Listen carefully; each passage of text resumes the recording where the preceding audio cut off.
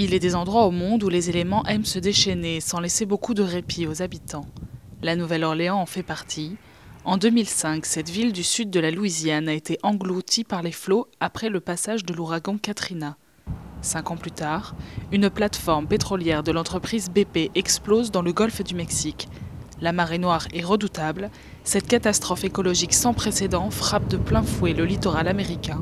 Cette période a été particulièrement intense pour les écologistes du Sierra Club, la plus grosse association de défense environnementale aux États-Unis. You can look at after Katrina or after the oil disaster. We're just constantly reminded how our federal and state agencies are not equipped enough in some cases, or just not have the political will to do the work that they need to do down here in Louisiana, or across the Gulf Coast for that matter. We're often a forgotten region and left to be the sacrifice zone for the rest of America for our oil and gas production. Yeah, I think there's been a growing awareness over the past 7 years since Hurricane Katrina about the impacts of global warming, climate change, sea level rise, how those impact us with stronger storms. We just had a small Hurricane Isaac, which caused significant flooding in the area. So I think more and more people are understanding that we need to protect our wetlands, rebuild our wetlands, and also think about how to reduce our emissions and work on global warming issues. Dans l'ouest de la Nouvelle-Orléans se trouve le Lower Ninth Ward, un quartier pauvre encerclé par les eaux.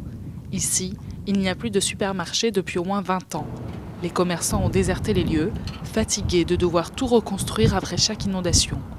D'autres en revanche sont restés et se battent pour restaurer le Ninth Ward. C'est le cas d'Arthur Johnson et de son association écologiste. CSED was started right after Hurricane Katrina, the disaster that hit.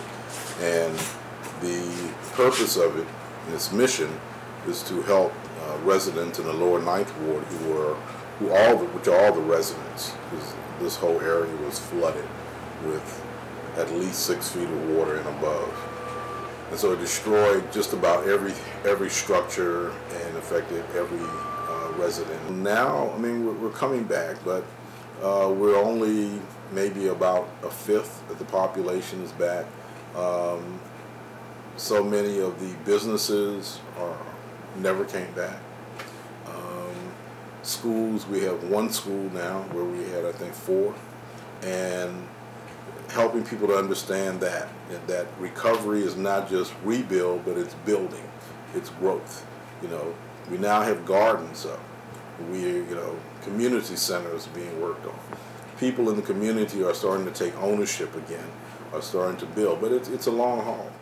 John Taylor est spécialiste des zones humides. Il milite pour une reconstruction plus éco-responsable de son quartier. Il réclame également une politique gouvernementale plus cohérente. Selon lui, il faut mieux dépenser l'argent et davantage anticiper les catastrophes à venir.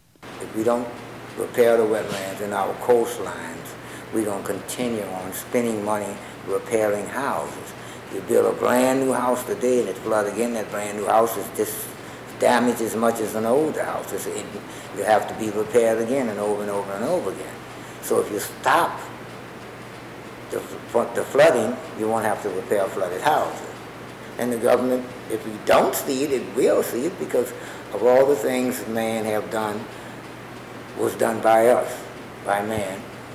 And Mother Nature is getting fed up with it. I mean, global warming, I mean, some scientists say there's no such thing as global warming, but you don't have to be a scientist to realize the temperatures are hotter than it was before.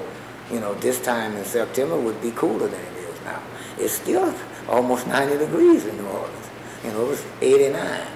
It would be in the 60s normally. So if that's not global warming, what is it?